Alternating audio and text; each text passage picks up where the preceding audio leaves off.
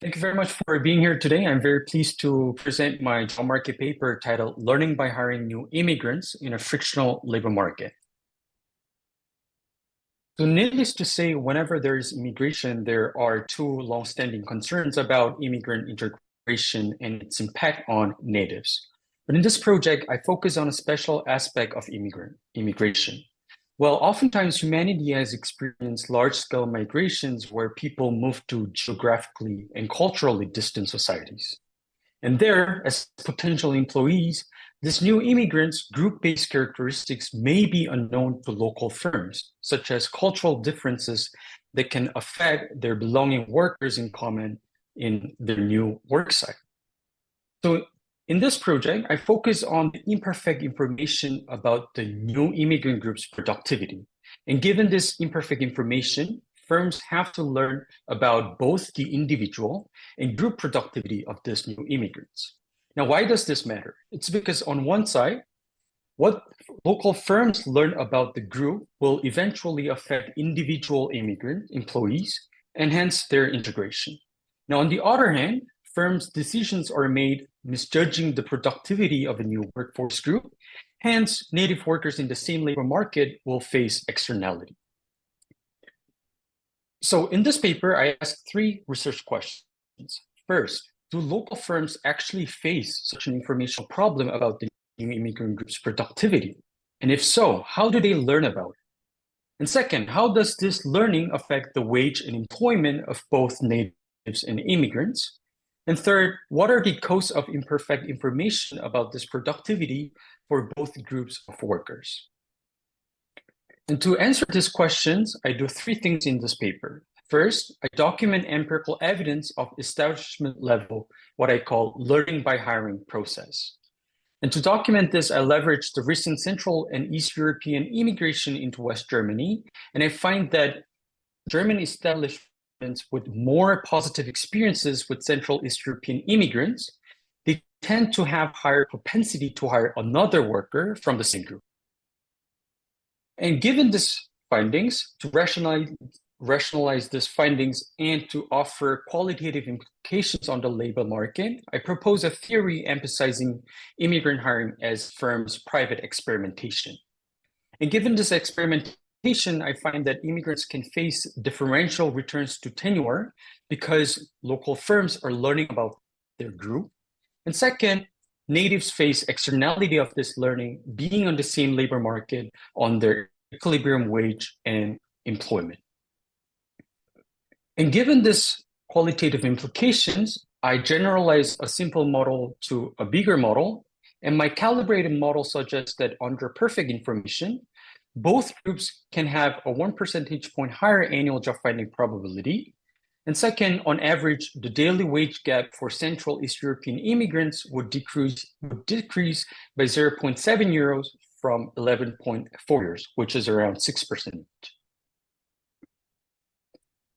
And by answering these three questions, I contribute to three strands of literature. The first is research on examining the impact of immigration in a frictional or frictionless labor market.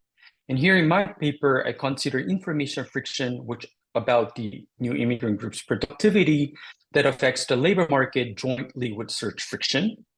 And second, I also contribute to the research studying Bayesian learning in equilibrium search models, such as where firms are learning about workers' match quality or workers are learning about their own match quality by switching occupations. And here, compared to that, I introduce firms' private learning about sub-workforces' common productivity factors. And lastly, I contribute to more recent dynamic statistical discrimination literature, which essentially discusses that what if firms update their information set after having experience with a belonging worker and apply an updated belief to a new worker. Now, compared to these papers, I have a frictional labor market model, so I can discuss about differential returns to tenure of having prolonged match and plus unemployment, and more specifically, I focus on foreign ethnic groups statistical discrimination. So first, I was hypothesizing that what if local firms are experiencing uncertainty about the new immigrant group's productivity? Then I was telling you that they will try to learn. And the matter is how they learn about it. Now, here in this first part of my paper, I hypothesize that firms do learn about immigrant group productivity by hiring their workers. And as an indirect test, I test whether if there is a positive experience with immigrants, then the establishment becomes more likely to hire another worker from the same group. Now, I test this hypothesis in the context of the end of transitional arrangements in EU accession treaties. Essentially, starting from 2012, especially West Germany, has observed a rise of the Central and East European workforce there. Overall, 5.5 percentage point of 5.5 percentage of labor force is now Central East European immigrants, who are mostly coming from Poland, Romania, Croatia, the countries that were constituent of the former Eastern Bloc countries, but at the same time, mostly those who are under influence of Slavic cultures. Now, given this context, I use German match employee data, and this data set is especially useful for my analysis because it contains 1.5 percentage representative sample of all German establishments and their entire records of employees. So essentially, I can track who is newly hired and what are the determinants of these new hires are. And among these new hires, I specifically focus on full-time workers who are aged between 18 to 60 years old from 2012 to 2018, which is the last year of available data. And I restrict my focus on agriculture, manufacturing, and service occupations, where historically the immigrant labor force participation has been high. Now, given this data, I propose a linear probability model of hiring a new Central East European immigrant. So on the left-hand side, it's an indicator of whether the new employee I is Central East European. And on the right-hand side, you see three kinds of experience denoted by EXP.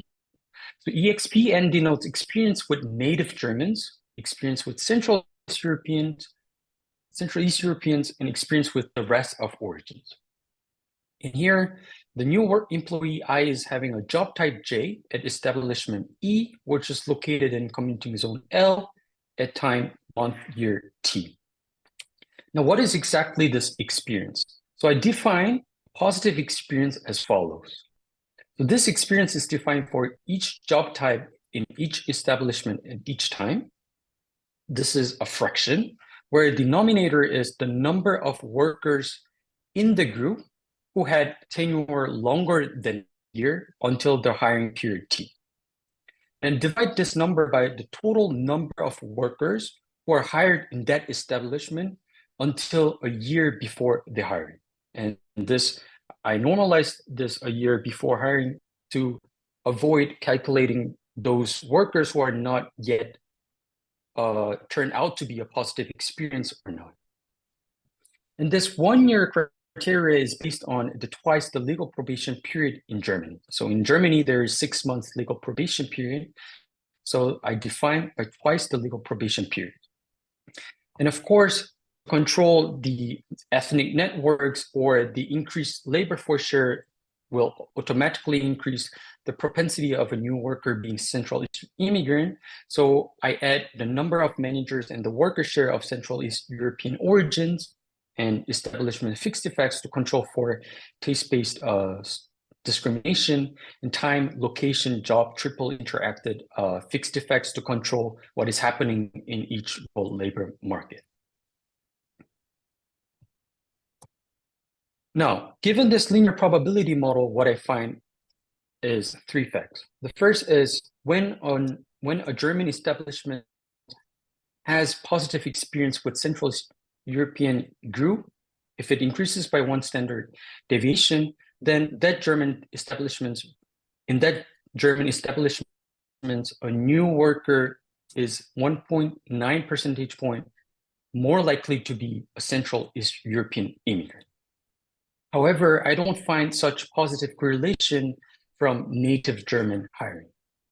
And third, I also find that positive experience with Central East European group actually decreases the propensity to hire a native German, meaning that positive experiences with the new immigrant group can actually affect the natives' employment. So equipped with this empirical findings, I move on to offering a simple model. And the objective of this model is to highlight, yes? Could this also be explained by migrant networks, like referral-based job search? Absolutely. So partially, that's why I included managers in the work for share of centralized origins that have like a homophily and so on. But at the same time, I do a robustness check whether a new hired Central East European immigrant is more likely to pass the probation period if that establishment has more positive experience. And I don't find a positive correlation there, meaning that if you as Central East European hired to a positive, like more positive experience based establishment, still you don't have higher probability to pass the probation period.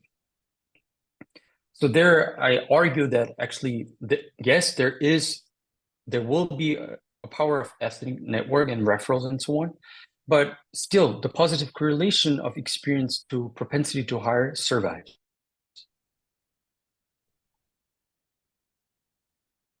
Thanks. Okay. And then, so the objective of this simple model is to just highlight margins where the effects of learning appear. And essentially, I have three key elements.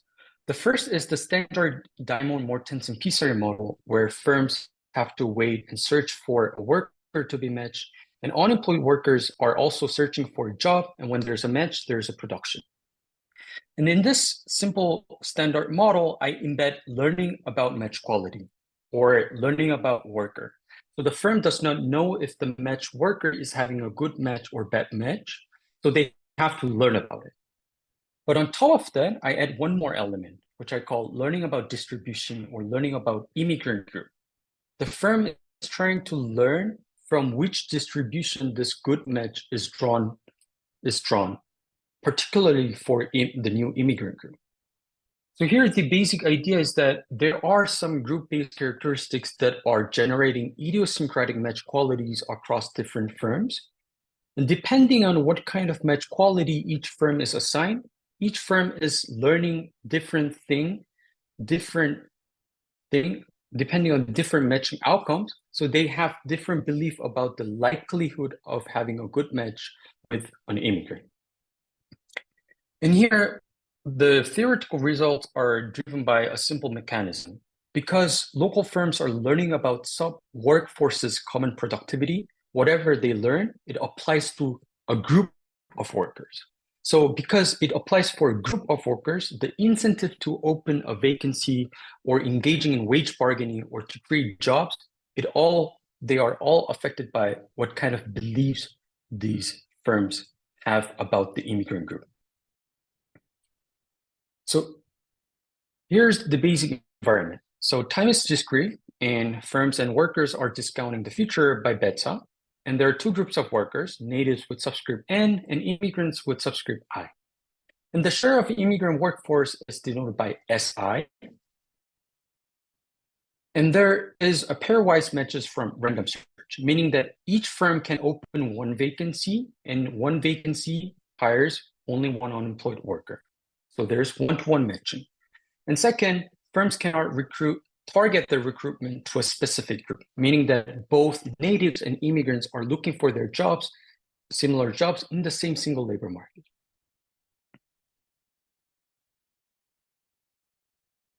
Okay, and then as in the standard DMP model, wages are niche bargain, meaning that when there is a match between a firm and an unemployed worker, sorry, Chanwoo, I think Gabriele has a question. Yes.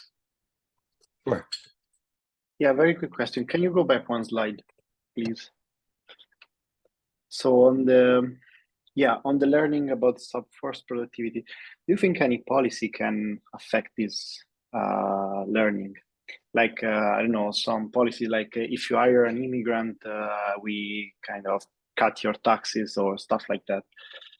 Do you think this, like, I mean, in the model, of course, this is not controlled, but do you think you can do any experiment on this, like to test for this possibility? Because also that could be a mechanism.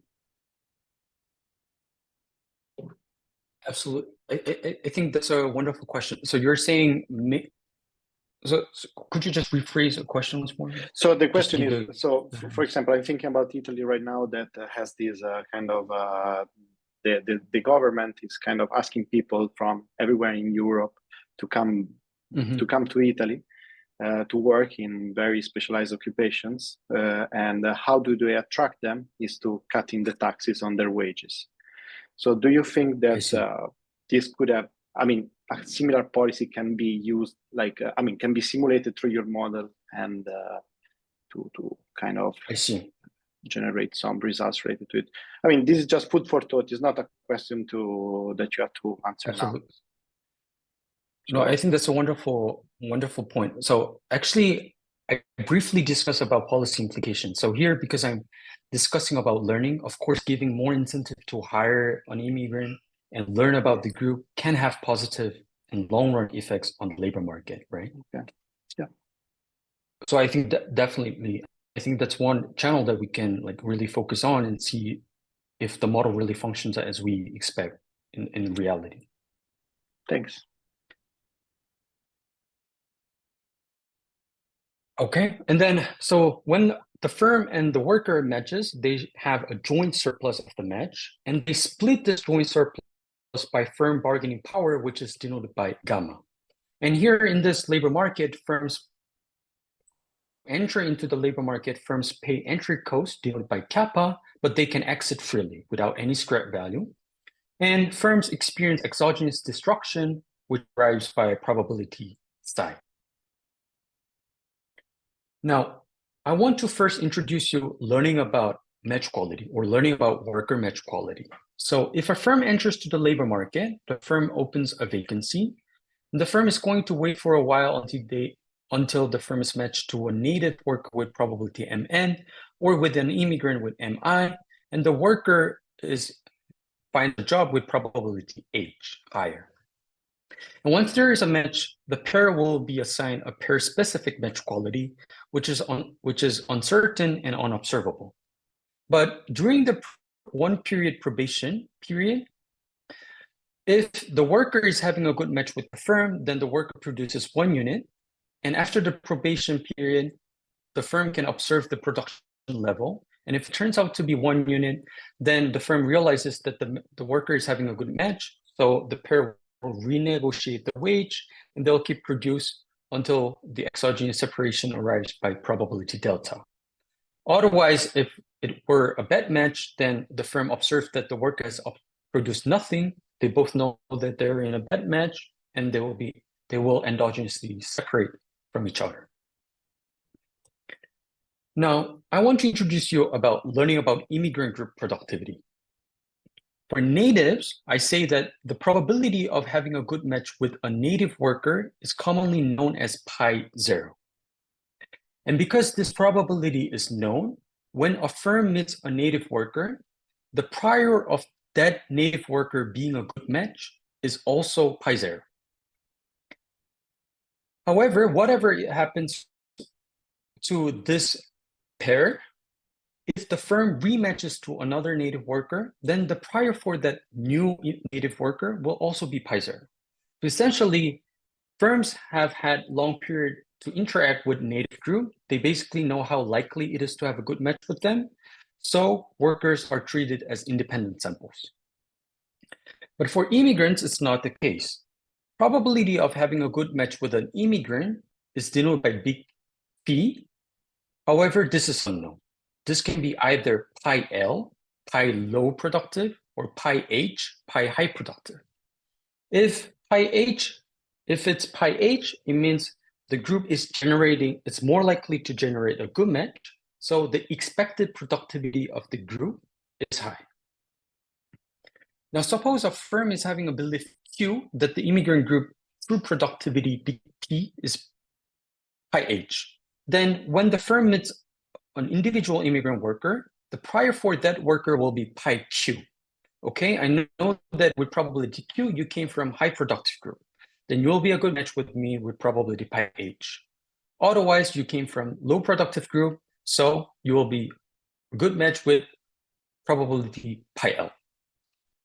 However, because the high productive group is more likely to give a good match to firm, when the firm actually has a good match with an individual immigrant, then the firm believes more that the group is high productive group. In that case, it will go up to QU, but if it's a bad match, it will go down to QD. So here, essentially, firms are entering with having a common prior Q0 that the immigrant group is high productive group, but depending on what kind of matching outcomes they have, they become ex post heterogeneous with their firm-specific beliefs Q. Okay? And given this firm-specific belief Q, when the firm opens the vacancy, its value is denoted by VQ, which is described as follows. So in the first period, the firm pays a job posting cost minus C, and in the next period, if the firm survives, then there can be three cases: no match, match to native, match to immigrant. But depending on what kind of belief the firm has about the immigrant group, the surplus of match with an individual immigrant will vary. So if the firm is optimistic about the immigrant group's productivity, the joint surplus with an individual immigrant will be high. And because the firm is expected to be matched with, in general, more productive group, then the value of vacancy will be also high. So essentially, there is an opportunity cost. When there is a match, a firm can decide whether to hire a matched group or let him go and wait to be matched to the other group. And given the opportunity cost, I can actually rationalize that more German establishments with more positive experiences with Central East European immigrants, they tend to hire, they're less likely to hire native workers. So given this endogenous learning process by hiring, let's suppose there are some fraction of vacant firms, the upper bar, who are so optimistic about immigrant groups so that they wouldn't hire native workers. And there's some fraction that would not hire immigrants because they're so low, have so low belief. Now, in that case, in equilibrium, the left-hand side unemployment rate ratio is given by a function of two factors: the effective job finding probability and job continuation probability of each group.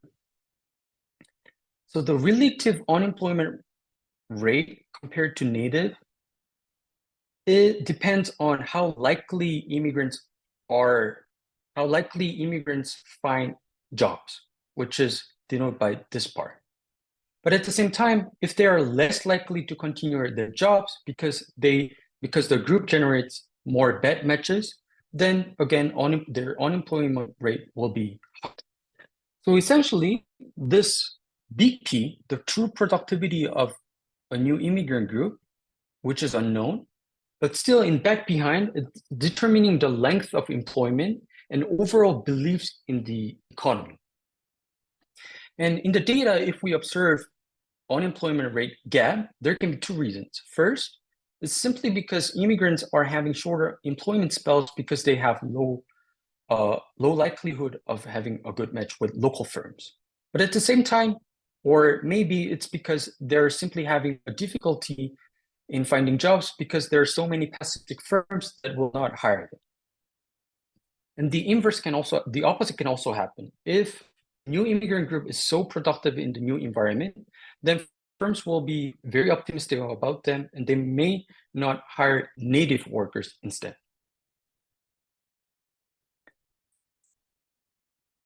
Now, in the previous slide, I told you about how this learning by hiring process can generate unemployment gap, but now I want to tell you about how it can generate differential returns to tenure to immigrants.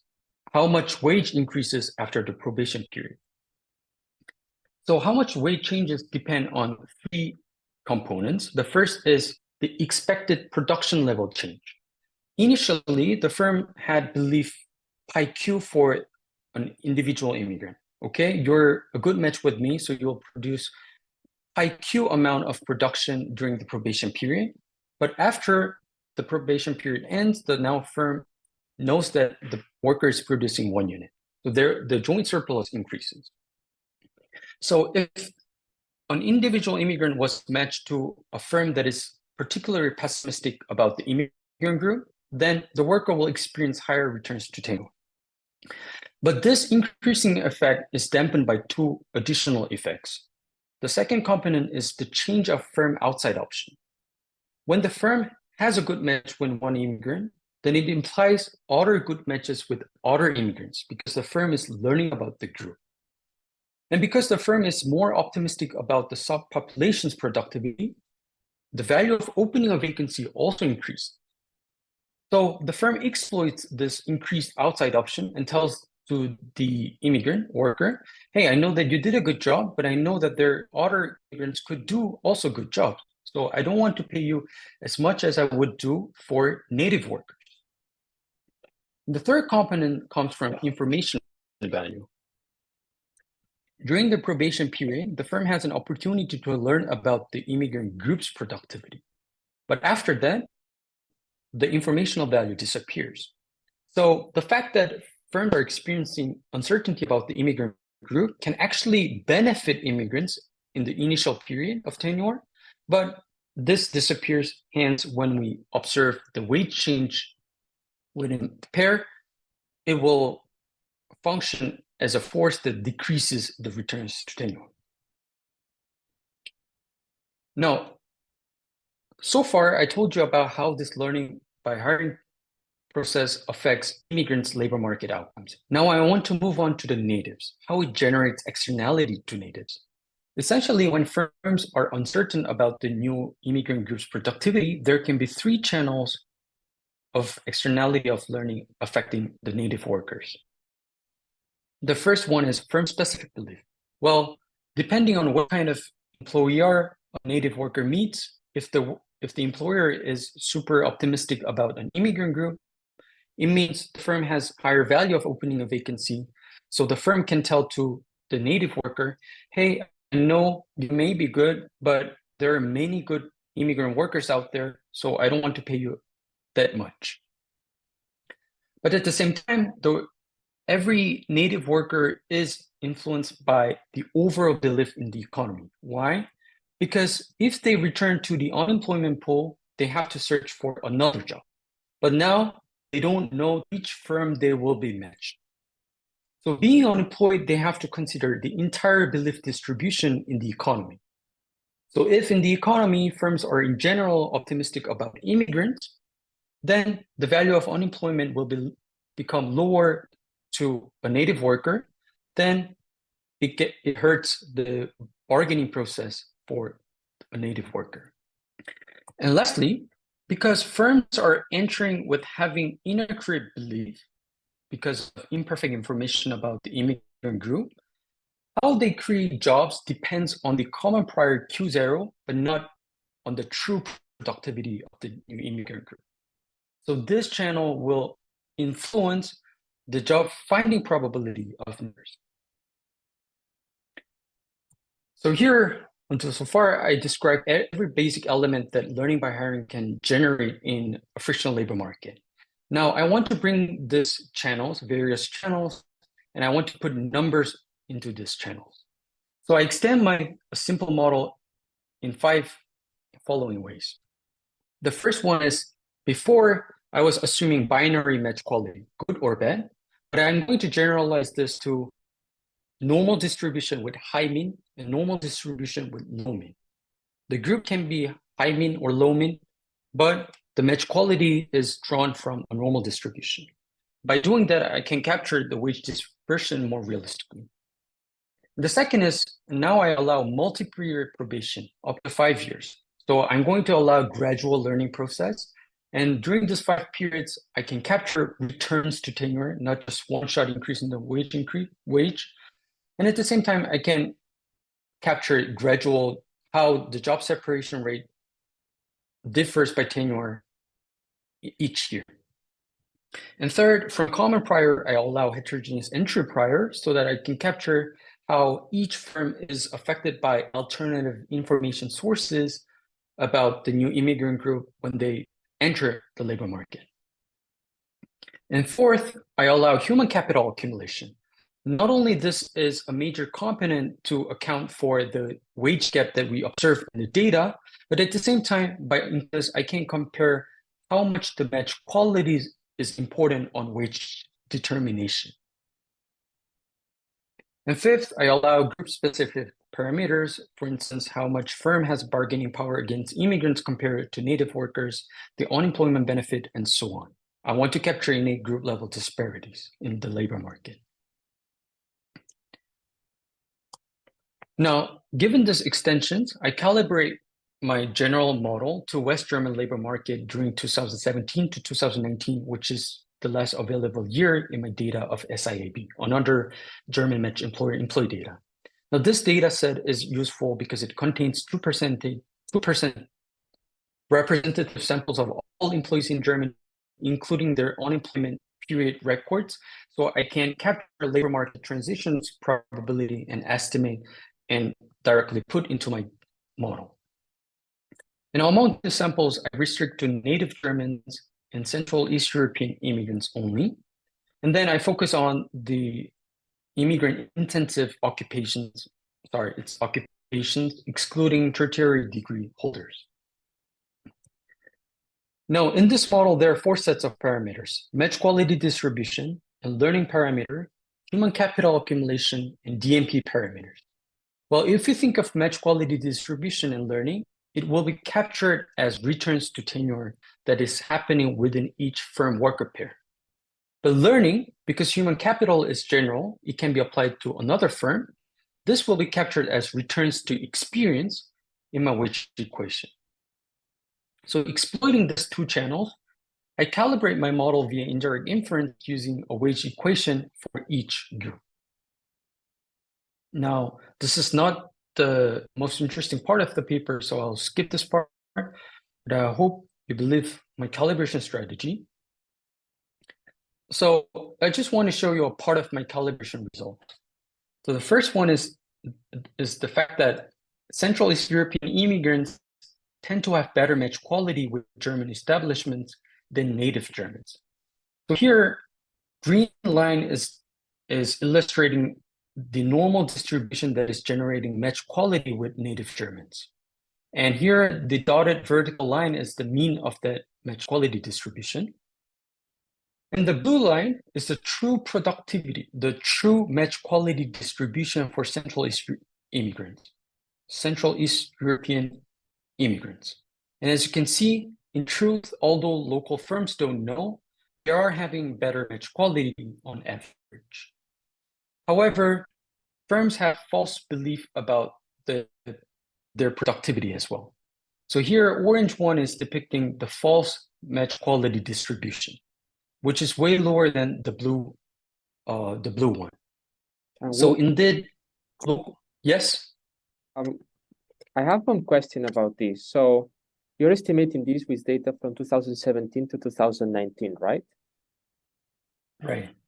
If you estimate it from data from 2011, or let's say 2008 to 2011, would do you think you will observe a graph like this, or you will observe a graph in which the blue line is to the left of the native German because there's less experience of firms with people from Central European, from Eastern and Central European countries? Absolutely. So, but I just want to be clear. So before 2011, it was before the end of transitional arrangements. So before 2011, there were like administrative barriers, right? So I'm not entirely sure how it will affect this in calibrating this match quality distribution. And the second thing is that there might be a different population who are coming after 2011, after the EU transitional arrangements, and before who already existed in West German labor market. So when I calibrate during 2017 and 2019, actually I'm capturing both of populations at the same time. But I think that's like interesting question. So here, just one thing.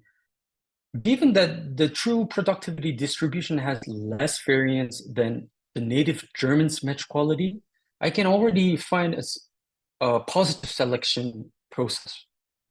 So those who are migrating, coming to West Germany, they tend to have better match quality, more or less homogeneous. However, what I also find is that although I can show today, they have less human capital, like host country specific human capital. So the wage gap actually comes from two sources. They have less human capital. Second, although their true match quality is higher, but it's just local firms tend to believe that they are less likely to give a good match, so they get advantage in this aspect. By the way, Okay, so Chanwoo, the first, yes. you have about Yes. 5 minutes. Sure, I'll try. So the first counterfactual exercise that I do is I want to compare what if there is no imperfect information about the new. So here, unknown is my baseline model. Every firm does not know about the true productivity of Central East European immigrants. And then is counterfactual. I impose that every firm knows the true productivity of the new immigrant group. Now here, what you can notice is that from the first year, the blue bar depicts that they start from daily wage. It takes several years to catch to the counterfactual situation when firms know about their true productivity. And this plot is essentially showing that because firms have pessimistic beliefs about the immigrant group, they misjudge. They're pessimistic also about individual immigrants' match quality. So they pay less, but because they are learning about the match quality, this gap is being catched up with tenure. When I translate this average daily wage of this blue and orange, I can find that Central East Europeans earn around 581 euros less annually during the years of tenure within the establishment. Second counterfactual is reassessing the impact of immigration. So I want to compare two scenarios.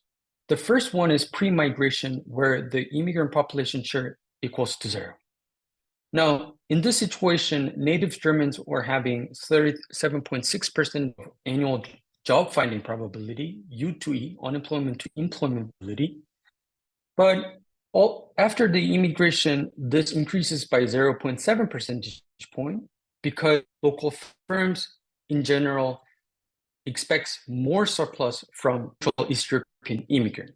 They are pessimistic about Central European immigrants, but what I also that they have higher niche bargaining power against them, so they can exploit.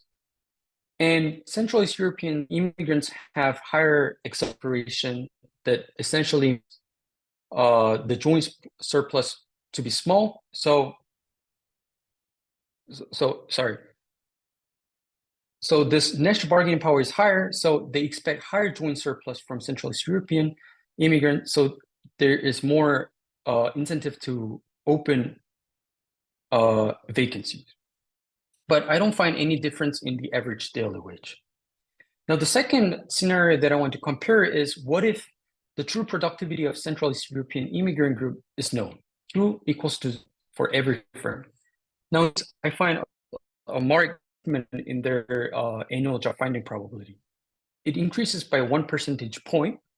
And at the same time, the daily wage gap between the two groups decreases by 0 euro, 11.4, which is around 6 percentage point. And this implies that local firms are having inaccurate beliefs about the true productivity. Their true productivity is high, but it's just local firms are having pessimism about them. So once their certainty about this is resolved, then all become they have a correct belief, and then they open more vacancies and they pay better wages for Central East European immigrants. Just to conclude, so in this paper, I studied imperfect information about a new immigrant group's productivity. So in the first part, I documented empirical evidence of learning by hiring, especially in the context of Central East European immigration into West Germany. And second, based on this empirical finding, I proposed how this firm's learning can generate differential returns to tenure and unemployment gap and create externalities to natives. And third, I tried to quantify the cost of this impact information for each group by extending my simple model.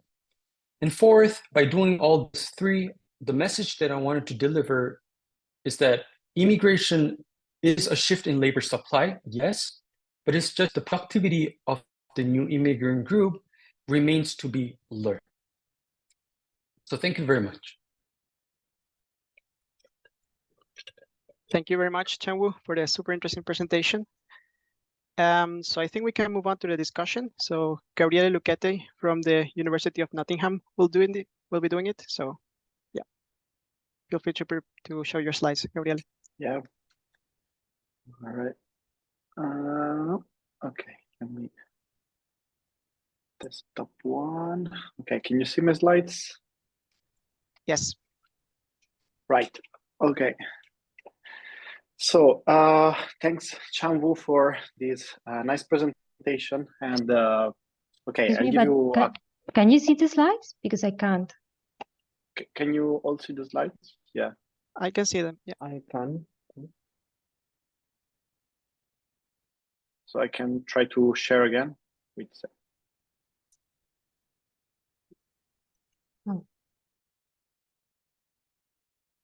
Oh. Okay. No, it was my internet connection. So. Okay, no worries, no worries. So thank you, Chanwoo, for your nice presentation.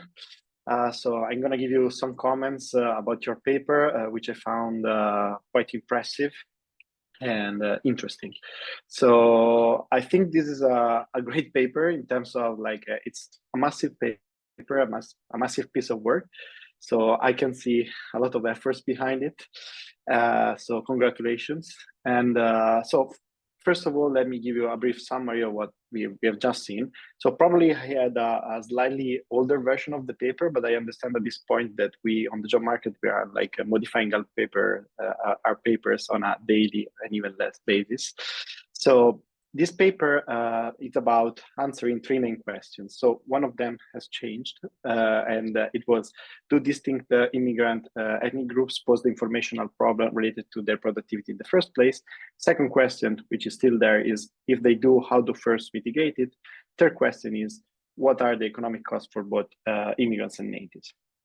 So Chanwoo is testing this new hypothesis that he calls learning by hiring. So meaning that how firms, by hiring immigrants, acquire knowledge about them and their group-related productivity.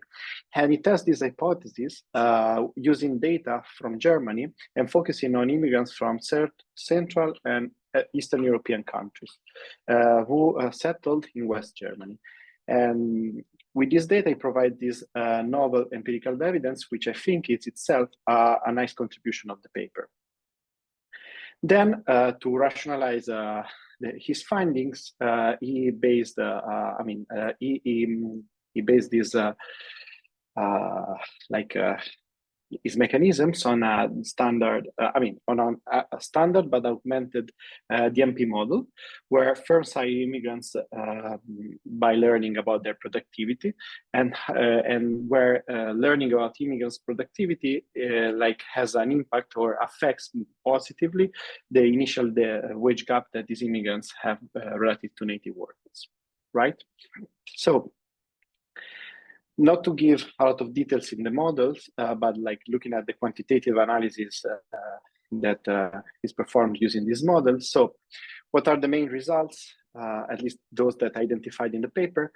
Well, Chanwoo showed that he quantifies the cost of immigrants that immigrants bear due to this misbelief about their productivity, and he quantifies that with an annual loss of 1,900 euro until the true match quality is revealed, which he estimates to be around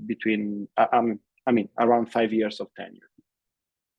Then he assessed the impact of immigration when local firms evaluate the productivity of the new workers of the new workforce correctly, and he finds that the job finding probability, the annual job finding probability, increases by about 0.7 percentage points, which I think it's already a big number. And also, interestingly, it doesn't find any effect on wages.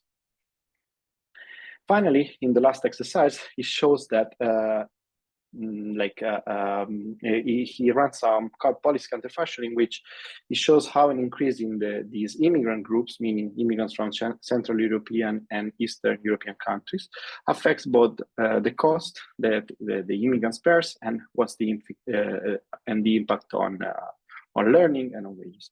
And he find that these policies have a limited role in the learning by hiring activity. So let me give some comments. So first of all, I want to specify that I find it hard to find flaws on this paper. Like it's a very, as I aforementioned, it's a very nice work. Like it's a huge piece of work that is complex and at the same time complete in many aspects of it. So these comments are more food for thought in this sense. So in terms of the classification of occupations, you classify occupations as complex versus non-complex, right? So I think this classification relies on the type of data you're dealing with. However, I think like to kind of compare like the occupational classification or like the type of jobs would be better to map this classification into a more canonical one, like those ones used in the, for example, Acemoglu note or chapter of the Handbook of Labor Economics 2011. Why I'm saying this? Because this could help you also to dig a bit more, I don't know about the granularity in your data, but by looking at the classification of occupation in that way, you can also speak about the tasks that are intended to be there to perform an occupation, and so that you can also link your paper to this kind of recent literature but I brought here a recent evidence for this paper, this task-based discrimination literature, like this paper by Hars, Rubinstein, and Shimizu, which is still in a working paper version. So I find that this could be something that you can kind of link to. Then you focus only on three sectors, three occupations: agricultural, manual, and tertiary occupations. So a question that I had in mind is that to what extent these like the occupation definitions are also measuring a comparative advantage in terms of human capital that immigrants might have. There is a whole literature that speaks about specialization of human capital, cross-country specialization of human capital. And in this case, maybe having few words about this would help to reinforce your point of view. So in this sense, I noticed that from your sample selection, after running some analysis, you exclude immigrants from Turkish and Middle Eastern countries, which are a priori, I thought that they were the biggest group in Germany. So I was wondering whether this sample selection in terms of occupation is the one that does not allow you to find significant patterns for this specific group of workers. I don't know, like at this point, I don't think you have time to do a robustness check, but maybe in the future, like check it and see what happens. Then still for the empirical section, you are pulling together men and women. And I was wondering whether your results, probably by doing so, you gain some power in your estimates, but at the same time, I'm not sure whether your results would be robust to separate men and women and see whether there are different dynamics for the two groups. Still, this relates to the empirical section of the paper. And also a question that came to my mind is, who own these firms? I don't know whether you have information about this, but this could be something also that allows you to speak about the fact that there is a learning process among immigrants, and this also relates to, I think, Felix's question related to immigrant networks. Because if the firms are owned by immigrants themselves, of course, it's more likely that they are going to hire people from the same country of origin. So excluding probably this channel would make your results even more robust.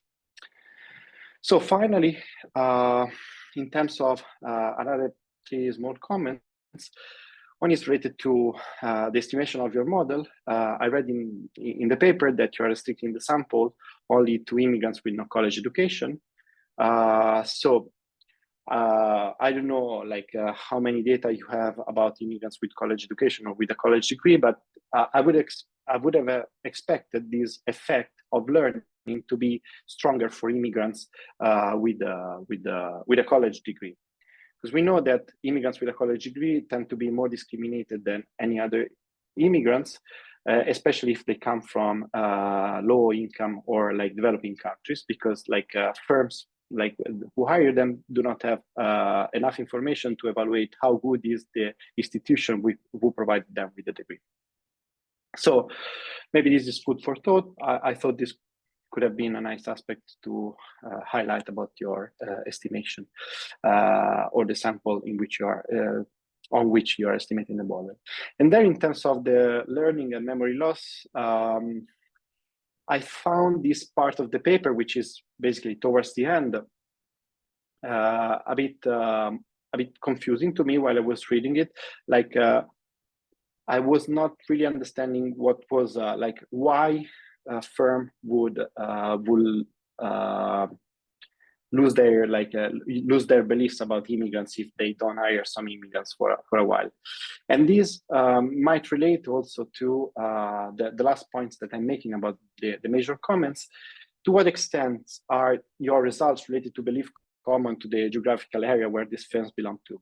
So maybe I'm biased in this sense, speaking about geography, because I like thinking about differences across space, but I think an important role is also played by the location of these firms. If these firms are are all in an area where people tend to vote far right, probably they have a higher probability of losing memory of how good are immigrants at performing in the labor market. Whereas at the same time, if firms are close to areas or located in areas where people are more democratic or they do not have any problems with immigrants, the likelihood of having persistency of memory of good memories of immigrants might be higher, right? Really? And yep. We should be wrapping up soon. Okay, sorry. Okay, then I have minor comments, but these are very minor comments. So it's done. Thank you. Thank you very much. Very much. Okay, so before we go with the discussion, well, thank you very much, Gabriele, for discussion. So now we're gonna also allow questions from other participants. So if you have any question, you can please raise your hand. So Felicia has a couple questions. So now I'm gonna give the floor to her, and then we're gonna collect other questions from the participants, and we can, you can, Chanwoo, reply to them.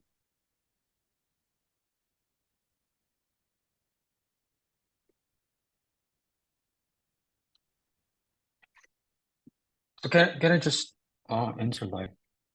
Okay. Okay. Can you differentiate between EE workers who obtain their degree in Germany versus abroad as a degree from a German university may be a signal that helps hiring, but also exacerbates selection? And I then see.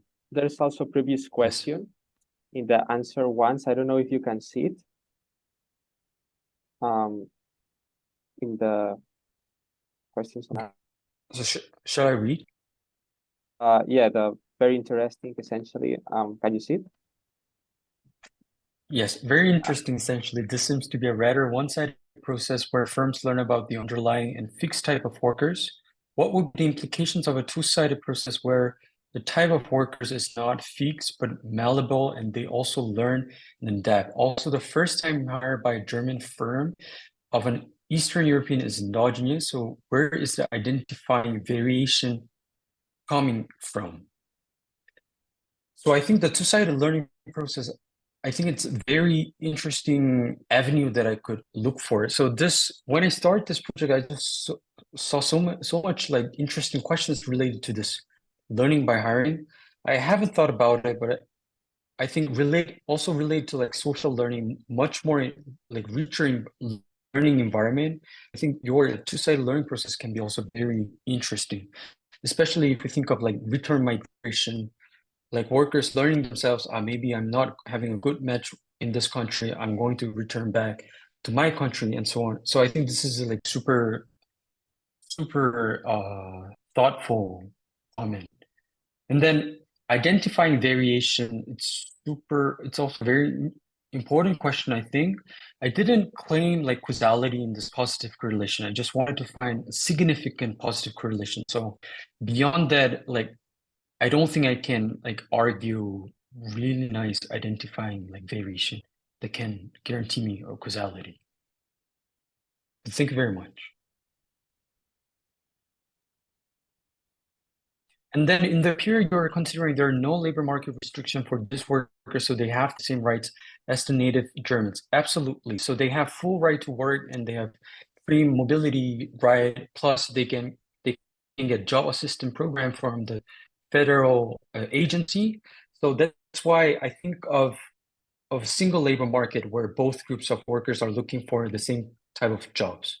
And that's like what you have said is one one fact that I can substantiate my assumption of single labor market in my model.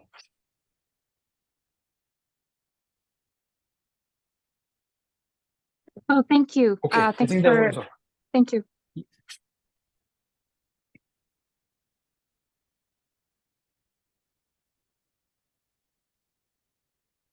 If there's no questions from the participants, the panelists can also jump directly.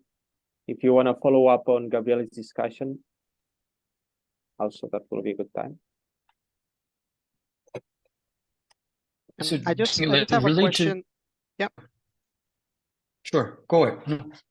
I just have a question regarding, because you always, in your empirical analysis, as far as I understood, you always restrict to immigrant-intensive sectors. So I was wondering, should we be worried about this, for example? Because I guess by doing that, by definition, you're focusing on firms that, you know, were in sectors where immigrants are relatively common, so they had some priors, I suppose. And would it be interesting also to look at firms that have never hired an immigrant and actually see how this impacts there? And maybe you could even match firms, say, I don't know, very similar firms, but one hires an immigrant and the other does not, and then you compare like differential outcomes. Would be a way to maybe make this more causal. I was just wondering. Absolutely. So the only reason that I focus on the immigrant intensive occupations was because to guarantee a single labor market. And within this occupations, most of firms have an experience, as you said, hiring Central Eastern European immigrants. But like one thing that I planned to do, but I eventually couldn't do, was see how much the initial experience, how much that initial positive experience has, like how much of long run effect it can have. And I think it's a super interesting question, especially related to the composition of workforce in that, establishment. An initial positive experience makes you to hire more, you get more positive experience and so on. So that channel, unfortunately, I'm not capturing it at all in my job market paper. But it's like super valid question. Thank you.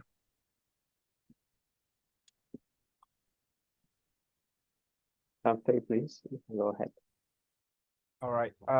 It was a great paper, and thanks for your presentation. Just from my point is, at some point, like when you say, okay, a firm match immigration, okay, I would like to more keep this person, but is it possible even they are like upper matching in this belief, but also for migration themselves would choose, okay, because my subjective well-being is getting lower or in this scenario during the probation, so I choose myself to leave. So in that case, may cause the firm itself like learning. Another thing is this potential like opportunity cost or sunk cost getting higher. So this is the part, and probably, I mean, you can think a bit further from there. Like at some point, I see there are other like paper in Germany talking about like immigration, their intention, and also with subjective well-being. So in that case, even though in short run and long run, this happiness or life satisfaction would work. You know, just kind of dominant immigration, their like choice. So yeah, this is my point. Absolutely. In this paper, I think deliberately focus on firm side, but for sure, I think workers will learn about themselves too. Yeah, and right. Yeah, because firm as- learn from immigration, yes, but also immigration, their own choice would influence on firms how they choose between native worker and how big bargaining right from immigration. This is the Absolutely. twist to the idea from my point. Sorry. Absolutely. So I think it's a very doable direction, because although I don't like have the data like who returns, so in my data I can't like really distinguish immigrants for returning to their country or just starts non-participation. But if I can somehow capture that, I think it's very doable. Yeah. Thank you. And I think it relates to Gabriela's like comment, like geopolitical, like geographical concerns, like in one city, there somehow could make a difference. Like if you think probably can observe where this immigrant from, right? Like a geographic distance that also not only costs how far from the family, and also like a language barrier. So I'm from like Eastern European, I'm very far, like close to Latvia, but I don't speak German, for instance. And then so I could only speak in English. And then this is like the entry to a community and society. You just build the barrier higher and higher. So you may cause immigration, the life satisfaction getting lower, and then I will change maybe a place that I feel more like I have my own community. So you can maybe just twist the idea from there. Yeah. Absolutely. And just it reminds me of like one thing that I really didn't do is it's like East Germany. Yeah. So yeah, Eastern Germany, they had historical background, so you can maybe separate the sample who was from there, or something like this. Yeah. I think it's a wonderful comment. I think it really matters also for migration choice and location choice as well. Yeah, there are quite a few papers about Germany and also about the returning migration idea. So you can take a look. Yeah, there are recent, like even from 2023. So yeah. I see. Thank you very much. I'll take a look.